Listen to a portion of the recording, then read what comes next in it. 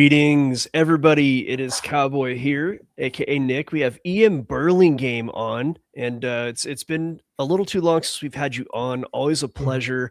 Before we get started today, take a look at the description. Got a couple goodies in there for you. We have the Algo from Algo Factory, paid sponsor. I built the Algo myself, and it only needs to be optimized. But once you do that, you can connect that to your brokerage and trade with it as long as you know it's going to be profitable. I show you how I do it. I show you how I turn it into code, and I show you the tools people use connected to their exchange.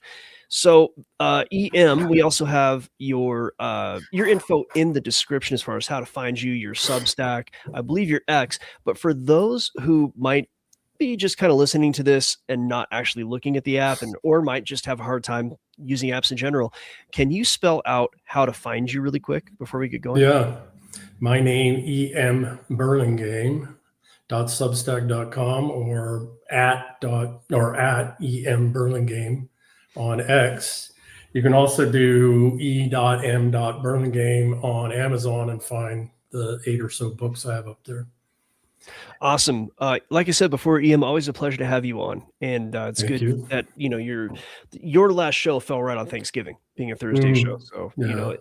and of course we have more holidays coming. We have Christmas and New Year's. So it's going to be, a little slow over the next few weeks, but you're always welcome to come on a different day if you really want to. We can always talk about that. But the title of the show today might be concerning for some. And again, we do titles. Titles are one thing, show content's another, but we have a concept of the West being defeated and possibly sacked. And I know you wrote actually a pretty compelling article regarding this, and I've read it. Where do you want to start with this? Like, how do you want to introduce the audience to this concept? Oh, gosh. The entire modern world today comes out of the Westphalian model that was put in place 1645, 1649, collect 2 treaties, Innsbruck and Munster, collectively called the Peace of Westphalia. The entire modern world, well, outside of the East now, because they've mostly thrown this off, but that Peace of Westphalia came at the end of the 80 Years' War. The 30 years, the 50 years, and the 80 Years' Wars that were just nonstop war and conflict that hollowed out Europe. And to a lesser degree, but also what would become the United Kingdom, the English-speaking peoples. We are now almost 400 years on, well, really 400 years on, we have just lost our 80 Years' War. And what's going to come out of this is a world that is fundamentally different than what was before. The Westphalian world, the Westphalian model, instantiated in the English-speaking peoples is I call it inglorious, but the glorious revolution. That system, that regime is done. It's over. It's bankrupt. It's completely hollowed us out, just as in the last century of Rome. And so what comes next is being fought out, yesterday, they just flooded X and other channels with, AI and, the comments that Rogan said about Jesus being born out the side of a computer and, all these kinds of things. Well, what are they trying to do? They're trying to transition us to a new religion, computationalism, as I've also written about. And they're trying to transition us to a new economic base, which is also tied into computationalism. Why? Because the old world and the old system has it's done, it's gone. We lost the war. We do not get to impose upon 80% of the world's population anymore the sustenance of our, Ponzi scheme. Which is what the Westphalian system and the Inglorious Revolution systems were. Massive, massive Ponzi schemes. Civilization scale Ponzi schemes. Well, they're over. We lost the war. The East has won, despite the fact that we tried to destroy him with communism, despite the fact that we tried to destroy him with nonstop, for people to think that war ended in World War II, we've been at war all over the world since 1945.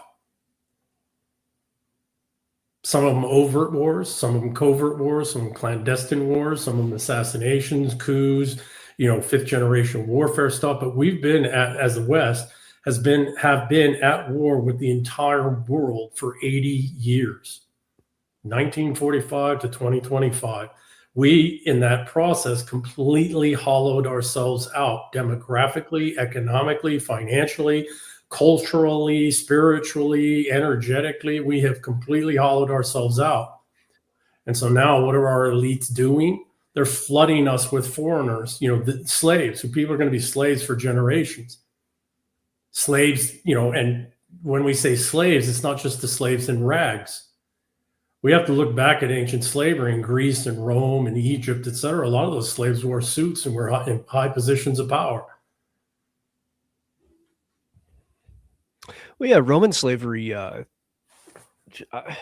So there's been comparisons of Roman slavery to the slavery that we saw here and really around the world, but we know well of what we had in the U.S. However many 100 years ago, 200 years ago.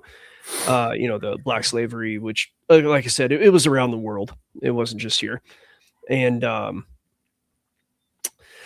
we had white slavery here in the U.S. before that in the form of indentured servitude and as my ancestors came here as indentured servants. They came that group of my ancestry came here. They were German, and they came here in the 1700s, and they came through the Hudson Bay, and their boat froze. And they had a choice. They could either wait out there for the ice to unfreeze and die when the food runs out, or they could walk on the bay and possibly fall through the ice and make it through. And yet I'm here, right? These are hard people, and they were indentured servants on the East Coast. Yeah. And so they worked in the fields right along with the slaves. So it's something that, I mean, if where's my reparations? I'm just kidding. My family did well. They actually. I think survival and freedom at some point is reparations. No, I agree completely. I don't want to insult people. I don't really care if I do, but it's not what we're here to talk about, right? So, I just wanted to make some comments on slavery, and the comment was that the forms of slavery in the Roman Empire were probably far better from what we know than the forms of slavery we've had in more recent times. Is what the point is. Well, you always have both.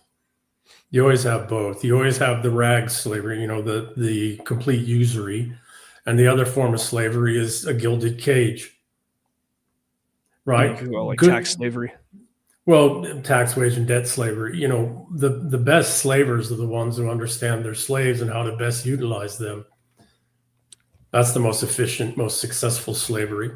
And the best slavery, of course, is the one where the slave doesn't know they're slave, or they don't care. They might know, but they don't care. And a whole lot of us have been in that position for a long time because they keep giving us comforts, which we pay for, by the way, at high interest rates and for long periods of time. But point being is that the whole total slaver system that undid feudalism, which was not a slaver system, and who's been writing those histories and rewriting those histories to paint it as such. But we have been totally and absolutely enslaved right down to ourselves now under this Westphalian and glorious revolution model, and it's over. It's done. Now, the only way it sustains is they flood our lands and our countries with people who don't belong here, lower status people from around the world. Unfortunately, historically, it doesn't work because now these brown skin rather than white skin vandals are sacking everything. They're pillaging everything, pilfering everything. They're being bribed with, mass rapes of both men and boys and girls, right? So the high status elite women, harpies and harlots, it's a poem I wrote this morning, are bribing, brown skinned men to come in here and pillage everything, with the freedom to rape, murder, and pillage things. As long as they vote the way that, or at least provide the appearance of voting that keeps these elite people in their positions of power. That's late stage empire, and it's over. It collapses at that point because the Vandals don't give a flying F and never will about the elite. At some point, the elite women, the harpies and harlots, are going to get wiped aside as well. And you always have to watch out for the matriarchal systems, don't you? Well, yes, you do. This is unhealthy matriarchy, or it is the simulation of a matriarchy fighting a matriarchy, and the matriarchy is, I can barely see it. Yeah, I mean, I Mhm. want to be careful with what I mean to say here is I don't want to put words in your mouth. So Mhm. let me refine the statement about matriarchies. So we do talk about matrilineal lines in our Mhm. conversations, right? And that I don't know if that's part of this conversation. I don't want to derail what No, you're it talking is about. the conversation. It is the conversation. Yeah. So what might be an interesting thing for the audience to hear would be how would you characterize a healthy matriarchal matrilineal system versus an unhealthy one? Like how would you contrast those systems? Yeah, it's what I've been writing about in As Rome Burns and thinking about heavily for the last couple of months. Um, Healthy matriarchy is mother to daughter transference of civilization. It's the genetic and physical and conceptual and ideological transference of civilization from mother to daughter. Why? Why that vector, not fathers to sons? Because father to son patrilineal lines rarely last very long. Matrilineal lines, mother to daughter, can go for 1,000 years unbroken. And males are not heavily involved in the shaping of their young children's lives, where all of this, by 3.5 years of age, your physical brain is laid down for the rest of your life. That's physically how you're going to process sensorial information, internal and external. By about 7.5 years of age, the social, the software system, basically, I mean, it's not quite that simple, but we'll use that for simplicity. But, the complex AI engine that's going to run your hardware is laid down by about 7.5 years of age. And that's pretty much who you are for the rest of your life. So in the very early years of life, fathers, even good fathers, even good loving fathers, are not as impactful on the mother. Now there's another pathway. Epigenetic memory tends to pass down the matrilineal line, not the patrilineal line, meaning your mother's epigenetic memories are more coded into male and female descendants epigenetics than the father's. Now, there are some rare cases in that where the father is just genetically more, dominant genetically, but that's not common. Can I ask you a Women, question about that? yeah.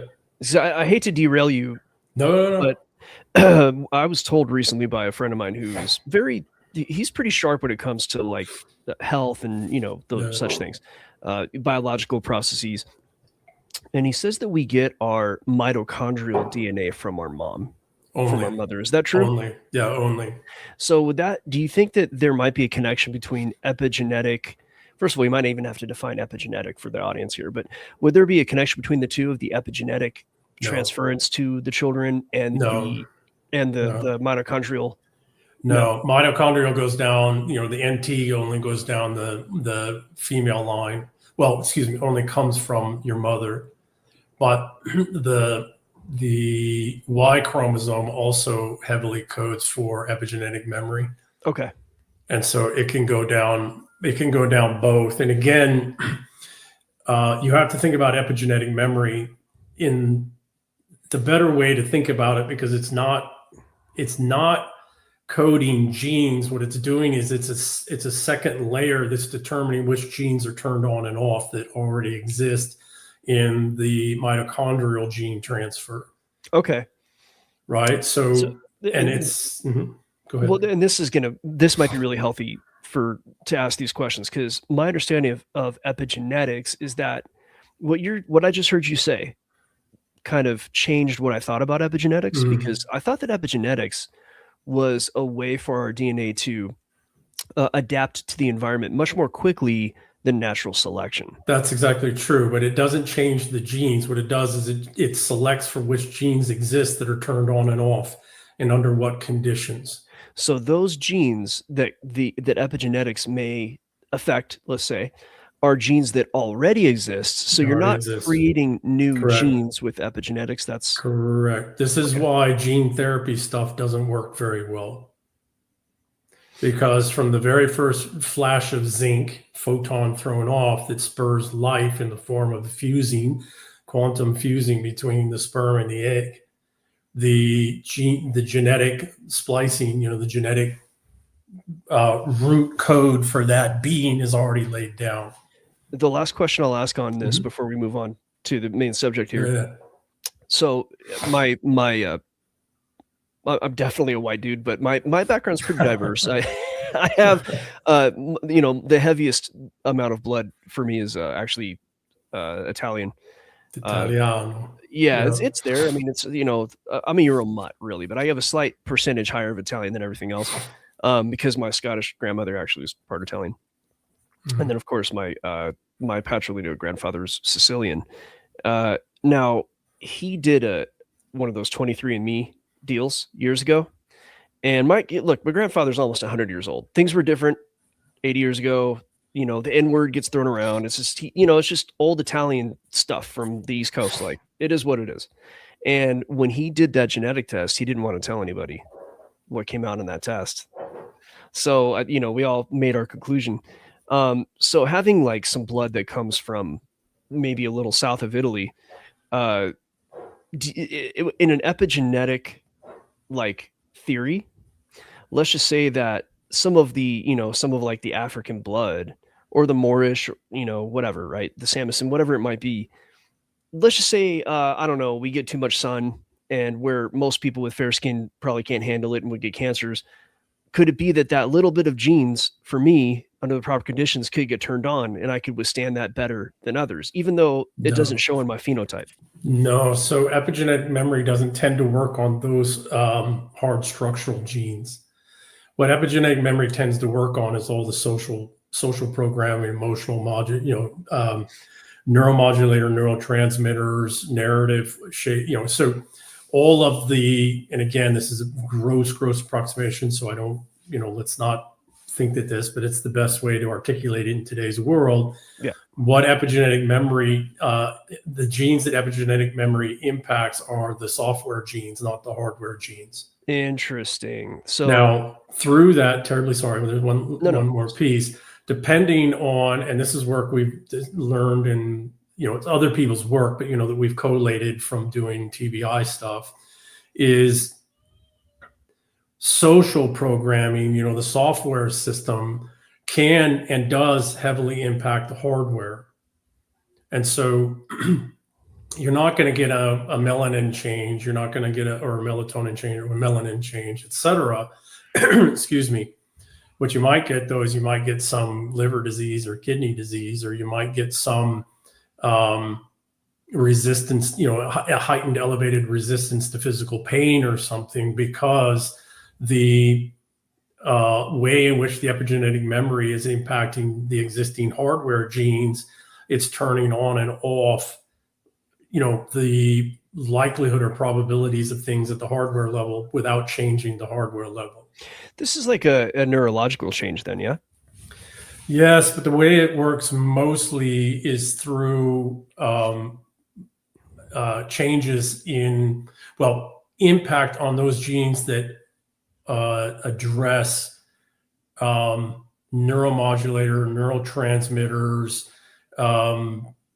nutrition, so all the things that deal with the hormonal systems, the neuroendocrine systems, primarily is what epigenetic memory impacts. Now, it can, through that, impact hardware things, again, like a propensity for type 2 diabetes when you don't have, diabetes-like genes. Like in myself, I have both genes for hereditary hemochromatosis, but they weren't active for much of my life. And then somehow, and that's because they're both heterozygous. There's two forms of genes, right? The ones that are active and the ones that are inactive. They can still be, okay. So I think it's heterozygous. Yeah, I have a copy of the MTHFR gene that I had to turn off. Yeah. Turn it off through diet. Is that the one that you can't? No, it's a different gene. Yeah, so the MTHFR is a number of things, but it also has to do with central line formations during first trimester pregnancy. Gotcha. Okay. Yeah, no, it's different. So, at some point, epigenetically and, environmentally, et cetera, something happened in my life and it turned both those hemochromatosis genes on. And, so it can impact. And then what did that do? It increased my iron levels, and then my iron levels increase, organ damage, organ tissue damage, all that. And all I got to do is drop blood or marry a vampire. That's probably what I probably should do. Yeah, vampires can be hot. Right. A little spooky, but not unlike my first wife. No, not that kind of vampire. Yeah. I don't mean to pick on her either, by the way. Just playful, speaking playfully. Yeah. So, I mean, that's epigenetic memory, right? It can't rewrite your genes, but it can, in complex ways, impact which genes are on and off and when they're on and off. And then that has all kinds of, direct and much more indirect kind of impact on your biophysiological self. Interesting. So this is the stuff that I really enjoy talking about, but I think we do have other issues at hand. So we were talking about the sack. We were talking about bringing in. Oh yeah, we went into matrilineal lines. So I think I was trying to talk about the difference between like a healthy, say, matriarchy versus an unhealthy matriarchy. Then we went down the gene path, but maybe we can come back to the matriarchy conversation. Yeah. So responsibles led female power structures, right? And as in the book, The Eternal War, those are matriarchs. Right, there are women that understand, from every level, from lower level to upper class women, but primarily it's the upper class women who understand that the only real power in the world is multi-generational, mutually beneficial relationships, and they orient themselves at every social class, by the way, right, not just within their own, and they orient themselves and train their daughters and sons on that. Right, on relationships that, money can come and go. It's a made up thing, so they don't teach their children to pursue the made up things. They teach their children to pursue and revere and carefully shape and maintain the things that are real. And the only things that are real are human relationships, and specifically, intra and interfamilial relationships. That's a matriarchy. And that's a unreal complex space, right? Maintaining relationships is unreal complex. And an unhealthy matriarchy is a simulation of a matriarchy, and that's resentfuls led, as in the Eternal War, right? And they focus on money and status, artificial status through money as the sole purpose and value of the world. And, teach their children that, that money and wealth is real power. Well, what happens then? You wind up with upper class, upper middle class, and upper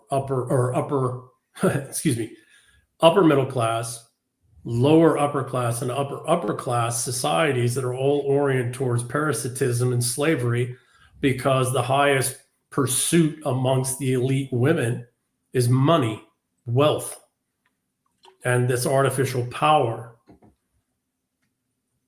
Well, that's consumptive, and it'll consume everybody. It'll even consume their own kids, their own family, right? That's not a matriarchy. That's the simulation of a matriarchy. It's just like the poem I wrote this morning. That's harlots and harpies. So would the healthy matriarchy that cultivates human relationships be, and I know some of you, I mean, I read your stuff. Quite frankly, I really enjoy reading your stuff. I'd recommend people really go and take a read.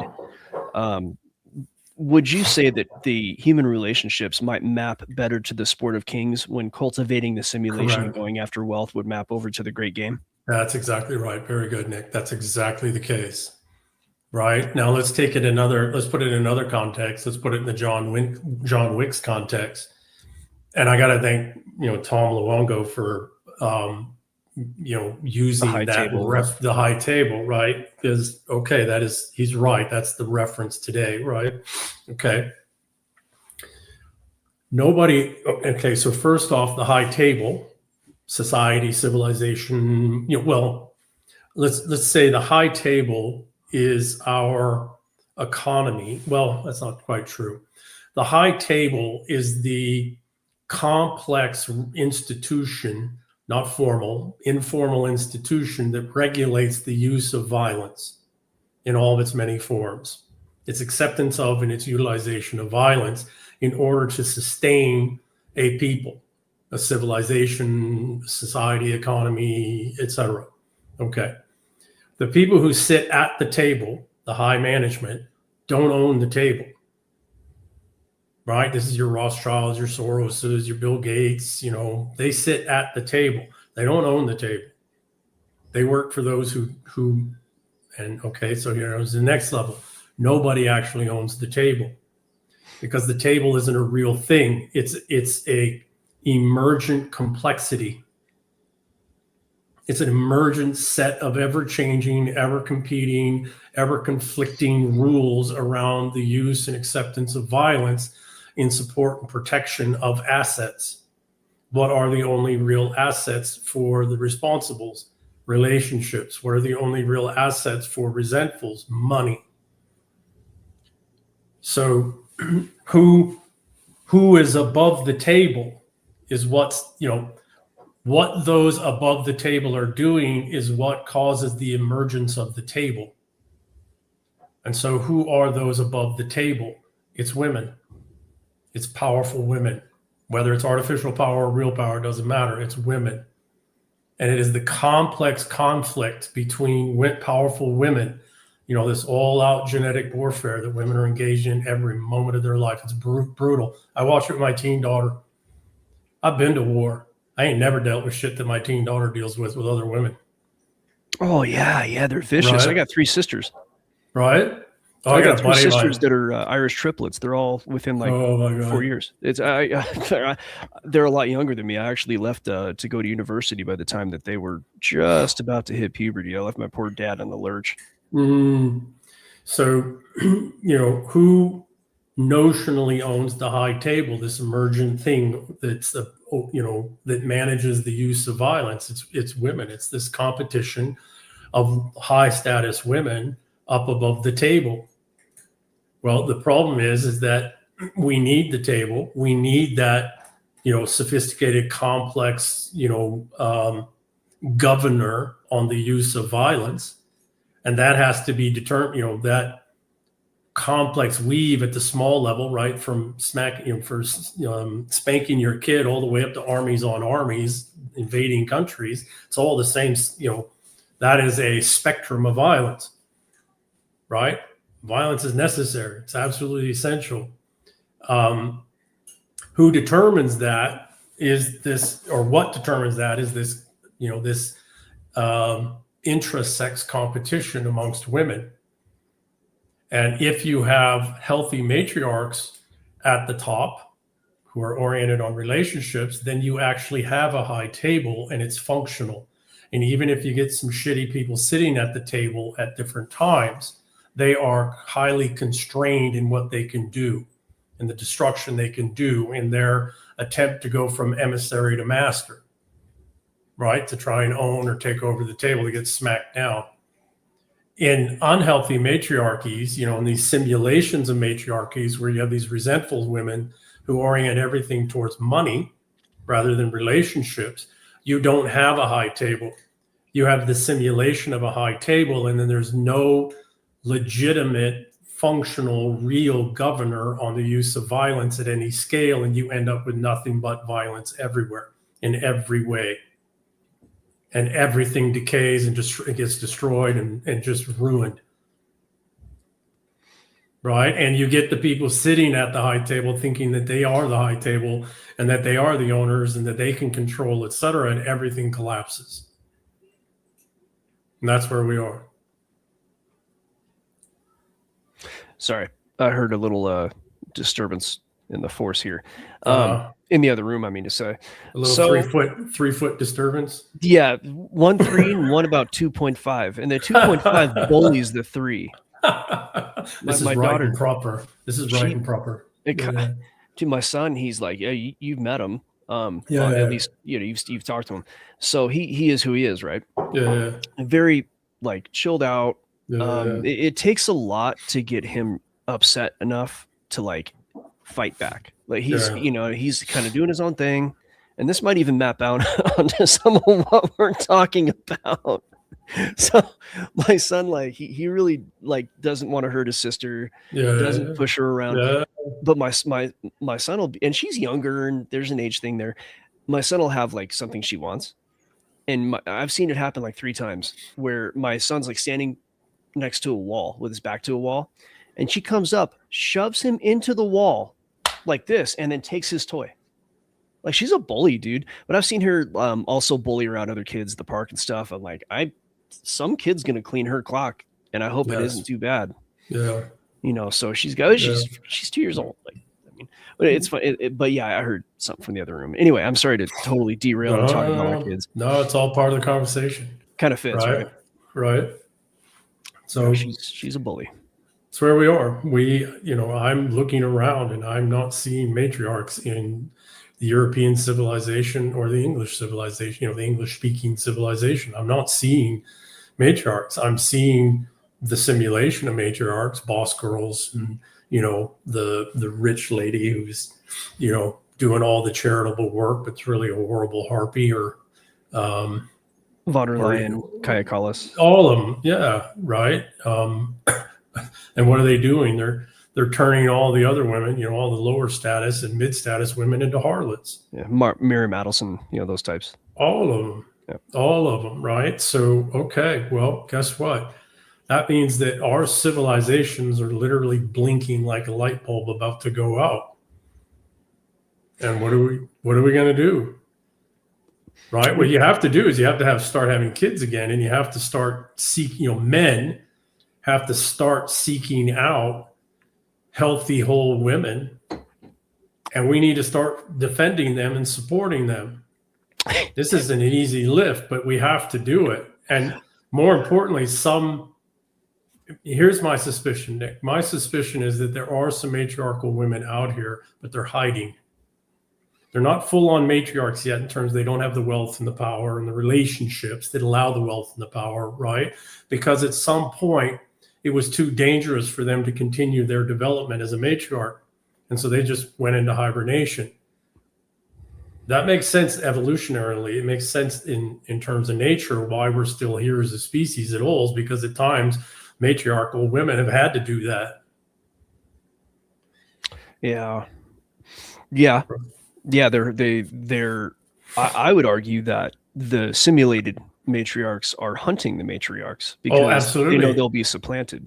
So I read a thing 30 years ago, I think. I can't remember what it was. People keep asking me for references to things. I'm like, people, you're gonna have to dig it up. I read that 30 years ago, and I didn't keep bibliographies. Right? Yeah, this is the curse of somebody with a good memory. Right. Well, I don't have a good enough Where's memory. Your source, bro? Where's your source? Go dig it. Yeah. Give me 1 second. I read something probably about 30 years ago, maybe even more than 30 years ago. I think it was in my early 20s, about how the Inquisition and the witch hunts that went on for about 400 years were actually oriented towards rooting out healthy, strong women and destroying them. And that what we've been left with in European and English-speaking civilizations is the harpies and harlots increasingly over the last 400 years. Interesting. Genetically and, culturally, civilized, power-wise, right? That unhealthy. And if you look, who were the ones who turned these women in? It was other women. I watched this in the Islamic world. I watched women see a bright young girl and turn the whole community against that girl to crush her spirit. And if that didn't work, the women couldn't do it. They'd get some guy in there and just freaking abuse her or sell her off to some 60-year-old freaking dirty man as a fifth wife at a young age, 8, 9, 10 years of age. This was all done by women when I watched it. And anybody's honest can tell you that. Right? This is women warring with women. So I agree with you. These matriarchs are hiding, and they're hiding not from men. They're predatory men that are sent to them and empowered and supported by them. By who? The women who own most of the wealth and the assets and really own all of the social emotional control mechanisms in society. And thereby much of the law, because the law is feminine. The law is by its nature, the law is feminine and it's leftist. Yeah, I think we got to pay attention to who, and I know this is going to be controversial, but take a look at, there is a particular matrilineal matriarchal group that is extremely concentrated in the law, isn't there? In the management, high end of the management class. Yep. So there's a reason why that community still exists after having been expunged from their own lands over the last 6,000 years. And it's because they know and they realize that if they were to sustain their civilization across millennia, it had to be matrilineal. Yeah. Yep. Yeah. They're expunged from their own lands and many others, it seems. And many others. And there's pogroms and all of that. So this isn't to blame them, by the way, because they're doing their own thing, right? This is true amongst all peoples.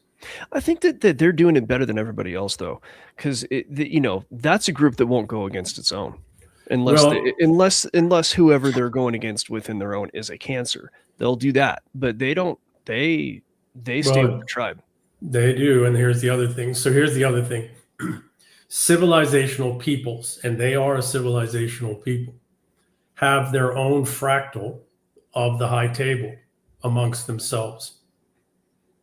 And there is a joining of the high tables, of the different high tables of each civilizational peoples at different times. What we're seeing right now is a global reorganization of the high table, right? But the high table that we all think of is actually composed of civilizational high tables, right? Let's say stakeholders in the global high table. And that collective of peoples, the one that we're talking about, the tiny hats, I guess people call them, they have their own civilizational table, and it doesn't require land.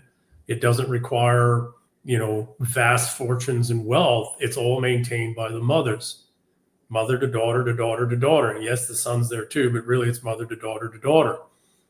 Okay, great. Here's the reason why they have been so successful. They don't try to own the high table. They don't.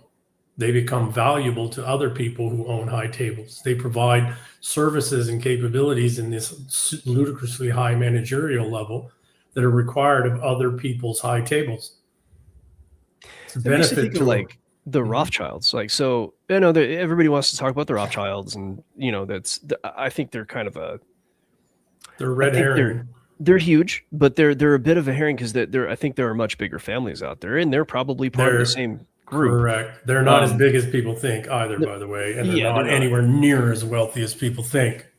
Well, see, this is where actually the argument comes in that they may well be, but what we're seeing with the spider web, the City of London spider web, spider's web, as you call it. Look, here's the thing about it. Like, I don't call it that. That's public knowledge. There's a documentary called The Spider's Web. Yeah, and with that system, one thing that and this is gonna like weave back in, and I won't take too long with it. That system takes advantage of the privacy of the British trust system. And the British trust system allows you to control assets where you technically do not own them, or whatever you do own is owned privately such that nobody knows.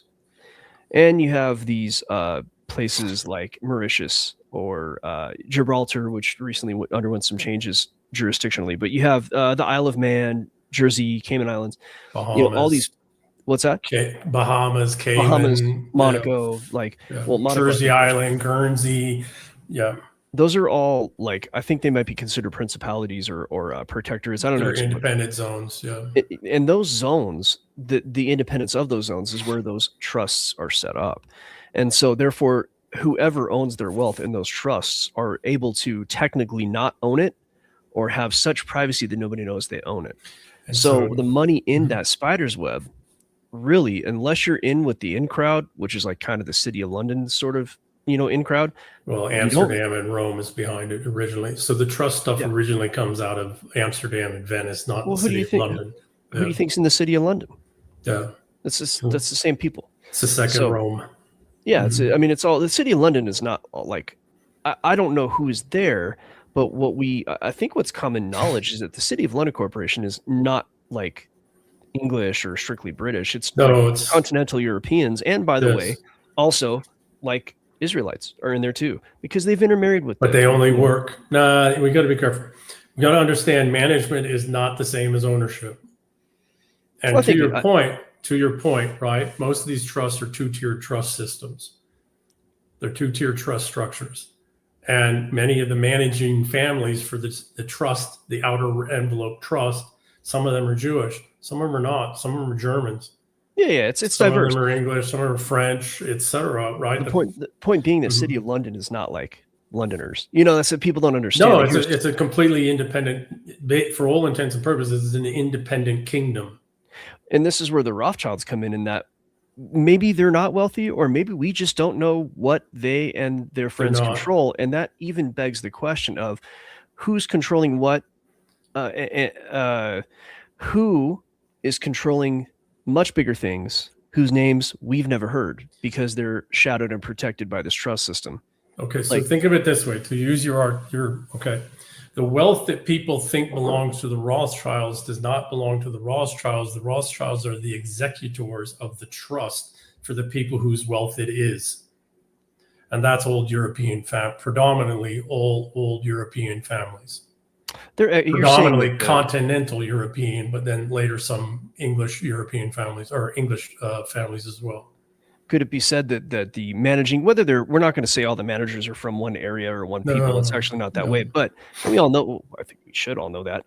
But the point here, though, is that muscle can be a problem. And so you're looking at a situation where they have to control the muscle. If you, and I mean economic muscle, whoever the management are, whether they're from one area or another area. It's not even economic muscle. It's, here's the Achilles heel of contracts. They have to be enforced through violence.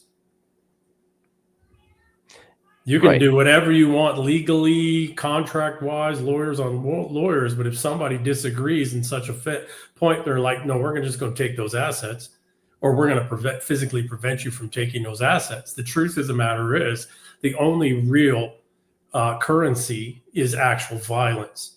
No, everything else is made up, and it is all dependent upon the capacity to conduct violence. Well, this comes back to the original part of the conversation then, because if I were to try to aim at like who the bad guys are, and I know that's such a black and white, simplistic, gross generalization view, I'd be looking at who's conducting violence to commit theft. So that would be the simple look at it. But let's boil it down to the violence, because violence is a lot of things. Violence is physical violence. There's political violence, which always ends up, in some form of physical violence. There's only one form of real violence, and it's physical. Everything else is an attempt to convince people not to go to physical violence. Well, where I was going with this was that even political violence only works at the barrel of a gun. So that's, I think, a mouth thing. So I think that what we want to take a look at is if the West is lost, right? If this truly is the case, if we're, being invaded and sacked and all the things that we talked about in that article, then whatever has happened has in some way, shape, or form happened at the barrel of a gun. Correct. And so I'm curious to know over 80 years whose hand is on that gun. And when I look around the world and I see who's committing a lot of violence in the world, and that's not limited to like one group, but it's like the massive amounts of violence that we've been seeing. I don't know. It's hard. It's hard. Where are you going with that?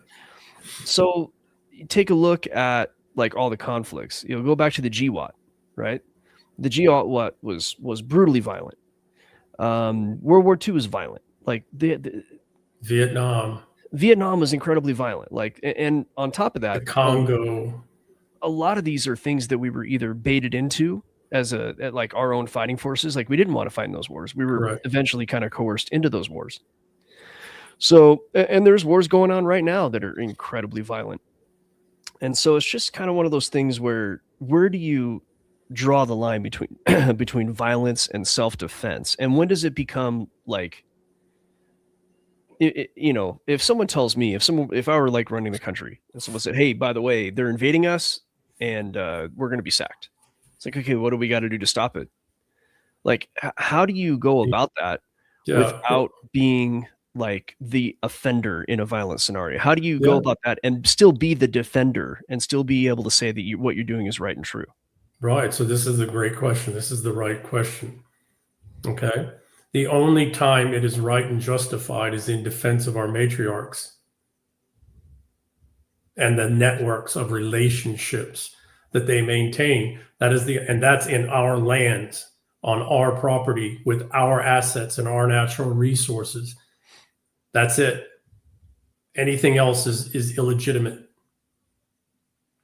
The only proper, correct use of violence is in defense of your own, on your lands, in your home. Period. Everything else is illegitimate. We see the problem there is that the libertarian will tell you, and I laugh at libertarians. Well, I'm just like Tom Luongo in that I think it's he's not libertarian anymore. He openly states that. He's like, I left that. Well, that's what I'm trying to say here is that I'm with him on that. Like, libertarianism's great. Libertarianism is great. Like, it's a great idea. But the problem is that all you're doing is defending your home. Like, yeah, but they don't. They don't. Even the libertarians don't do that. They make guys like me do it. It's like, well, let's talk about it from their own point of view. Like, libertarians are like they'll put out the Gadsden flag and say, "Come in my house and I'll blow you away." That's what they think is defending their home, right? Yeah. So from their own point of view, they're defending their home. So now we're talking about a perception issue. So what has to be constructed in a way that, because we can't end up being the villain here. If there is an invasion, we need to deal with that invasion. It's already here. We've been invaded by, we've been invaded at the invitation, bribed with unfettered rape and murder of our fucking younger sons and daughters by elite women, by the harpies and harlots that are in control. And they're effeminate, estrogenic males and predatory males that they put into positions of power everywhere. How does one deal with that without being accused of the? And I don't mean this. I don't care what people fucking accuse me of anymore. No, none of the guys I know do, right? Right, but you want to get people to work with you. So how does one sell this? Do I? I mean, or do I? See, there comes a point in time where you realize where people have to make a choice themselves, and we're done. And you can't convince or sell, or you're going to have to do what you have to do.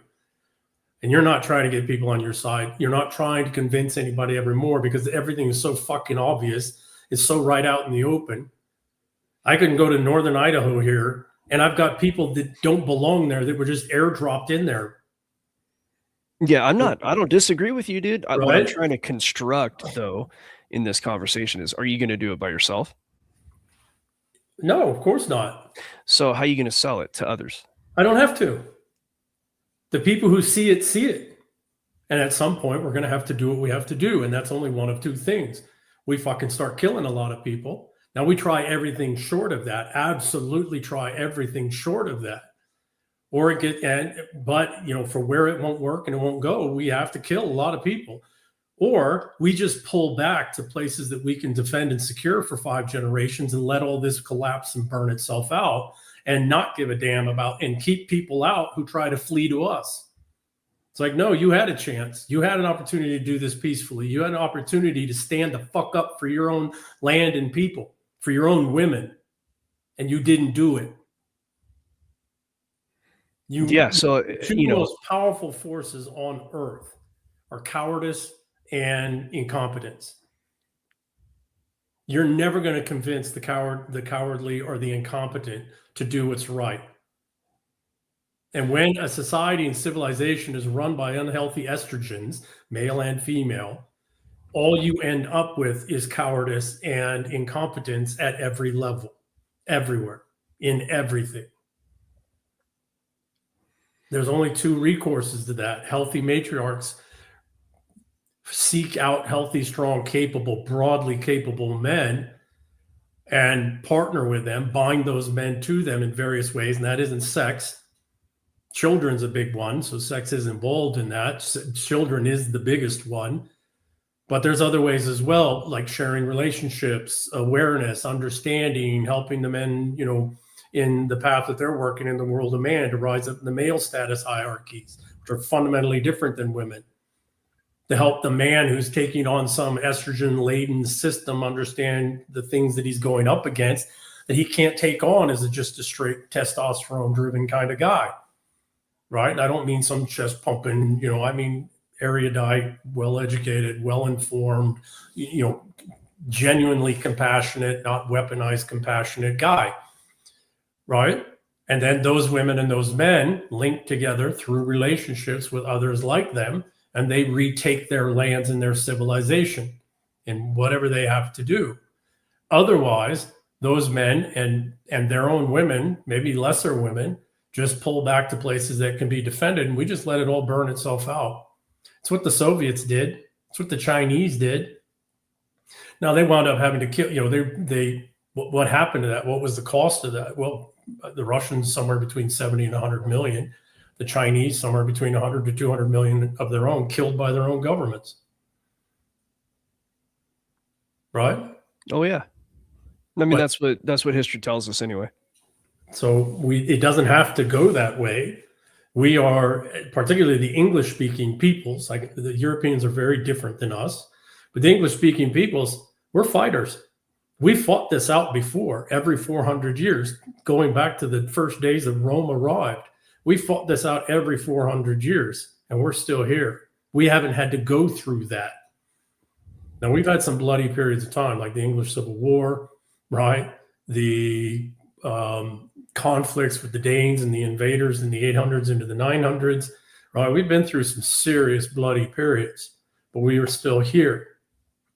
That's why they're flooding us with all these people that aren't us, who are British peoples, not English speaking, not English peoples, but British oriented, structured peoples, parasites, right? The reason that they're doing that is because they learned from the mistakes of not having actually succeeded in overrunning Russia with communism and not having succeeded in overrunning China with communism. Those attempts to destroy those peoples by these unhealthy matriarchs, or the simulated matriarchs, failed. Why? Because those are civilizational peoples that at a certain point fell back on their civilization, men and women, really strong women, and said, no more. We haven't done that yet. Are we going to do it? I don't know. I really don't know. What the fundamental key is, we have to have matriarchs again, right? Men can kill all we want. We can destroy all we want. We can do some horrible, atrocious things and still fail, because that doesn't build the necessary networks of mother-daughter relationships and the mutually dependent and complex weaves of relationships that are necessary for an actual people. Right? We need a high table. We need a restoration of the English high table. Only matriarchs and their daughters can do that. Now the men can fight it out. The men can manage. The men can organize. The men can create things, innovate things, build things. Right? But what is it? What is it we're innovating, creating, and building, and what for? Well, the only purpose of life is life. And the only purpose of our life is our life, not somebody else's. Let them deal with it. I have no animus, quite literally, have no animus against anybody except people witting or unwittingly invading my lands and the lands that my children, that my ancestors fought for 1,000+ years, more than that, here for the last couple hundred years, and the lands that I'm supposed to be and the opportunities of those lands that I'm supposed to be handing down to my daughter and her children. So we could talk about how to fix the problem. If you're going to boil it down to like matriarchs, the issue that I find is that, and this is going to be like, again, controversial. Females are far more socially malleable, and they buy the liberal shit way too easily. But these matriarchs don't, because matriarchs have much longer term, much longer time horizons that they think across. They don't think in terms of their generation and their daughter's generation. They think in terms of their daughter's generation and their grandmother's generations. So you're saying they exist already. We don't have to make them. We just have to find them. Correct. Yes. You can't make them. You can't create them. These are women. This is just, I hate to tell people this, but just freaking look. There are organic status hierarchies. There are alpha, betas, thetas, omegas, zetas. It's just a reality. And so these women are with us. It's just, they're either in hiding or they haven't fully developed. Well, here's the puzzle. So the only commodity is violence. If we're going to go like, I don't disagree. I would say currency. I think the only real commodity is the genetic heritage of a people passed down by mothers to both daughters and sons. The only currency is violence. Semantics, but not semantics, right? So let's say the only currency is violence. Yep. Let me say it in a way that's not going to trigger any semantic issues.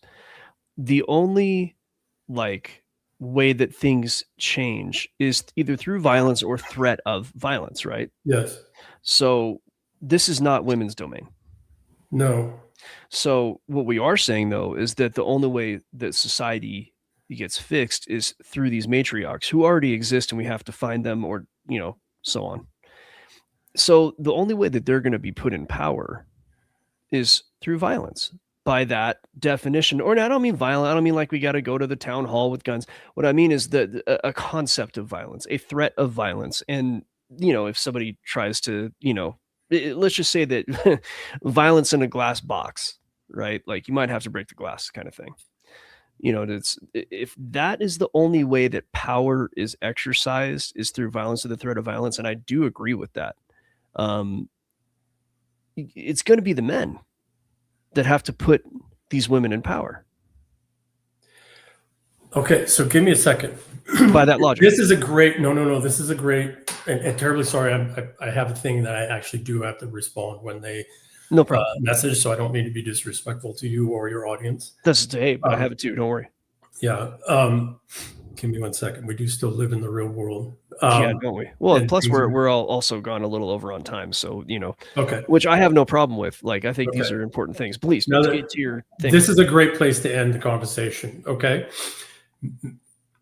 There is no way possible for a man to elevate a woman in the world of woman. Only women can elevate women with status in the world of women. No man can do that. Now, what a man can do, and his men, because he can't do it alone, he needs to bring men from the world of man, which is another separate world. So you just think the world of estrogen and the world of testosterone. They are two fundamentally different things, and people just look at biology and look at how estrogen works and biological systems, neurological systems versus testosterone. Fundamental differences. No man can elevate a woman. What a man can do is protect her as she is rising up within that status hierarchy. He can defend her. He can also help shape and guide her, same as she can help shape and guide him to see things that he can't see. He can do the same with her. But what he brings is the protections and the management, right? Management of assets, management of complex relationships, not the personal relationships. Women, that's their domain, right? Men are not terribly good at that, even with their buddies, right? So what a man can do and what those type of women have to have is strong, capable men that can protect them, shield them, manage things. provide left and right boundaries of, yes, go ahead, do what you got to do. But if we get outside of here, we're going to lose everything, or, you know what I mean? Because once women are locked in war, as you know, get a woman angry or pissed off, she's got no restraint. Hell, have right? Yeah. Even the healthy matriarchs, right? So there's this, so that's the honest truth. Now, what does she do in turn? She uses her influence in the world of woman to help the man rise up in his status hierarchies. Why? Because women actually do control the relationships that actually impact all of the world's assets and the utilization of those assets, who gets funded, who doesn't get funded, who gets a major contract, who doesn't get it, et cetera. That is pretty much at any level of sufficiency, pretty much all determined by women. Anybody who's been married, anybody's had a strong mother, right, will know. And I, right up to royalty and billionaires and everybody else, I've, you know, and then poor people and everybody else I've known in my life, the wife has, or the mother, or even the sister has immense say over what the guy does. I've seen it. I'm close to a billionaire family who, believe it or not, made their own money from nothing, which is a rare story when it comes to billionaires. They're almost always put in place. Okay. But he actually, and the government came after him, by the way, with that billionaire. They tried to take his money and have been somewhat successful. Point is that his wife was the one who was making a lot, especially within the family. You know, which kids got what, and she's really making a lot of decisions. Yeah. All right, Nick, I'm terribly sorry, community. I'm terribly sorry. I'm 5 minutes late to something. I got Ciao. Jump. Thanks, right, EM. Thank you very much. EM Burlingame, go to the description. Find them on Substack. Always a pleasure, EM. Thank you so much, and we'll catch y'all later. Velas tomorrow. Ciao.